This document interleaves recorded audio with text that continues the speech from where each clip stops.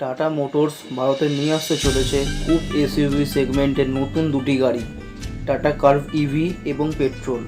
সেগুলি সম্ভবত 7ই আগস্ট 2024 একই সাথে লঞ্চ করা হবে। বলা যেতে পারে টাটা কার্ভ ইভি তৈরি হচ্ছে টাটা জেন 2 প্ল্যাটফর্মে এবং এটির রেঞ্জ হবে আপ টু 500 থেকে 550 কিলোমিটার, কিন্তু রিয়েল রেঞ্জ 430 থেকে 450-এর মধ্যে পাওয়া যাবে। এটির ব্যাটারি সবচেয়ে বড় হবে সাইজে। আনঅফিসিয়াল বলা যেতে পারে 55 থেকে 56 কিলোওয়াট ব্যাটারি হবে।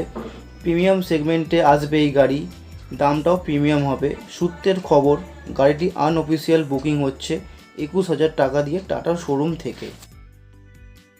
আপনারা যারা এই গাড়ি কিনতে চান তারা গিয়ে বুকিং করতে পারেন। আজকের ভিডিওটা এই পর্যন্তই। আবার দেখা হচ্ছে বন্ধুরা নতুন কিছু খবর নিয়ে নতুন ভিডিওতে। আমার ভিডিওটা ভালো লাগলে একটা লাইক করে দেবেন।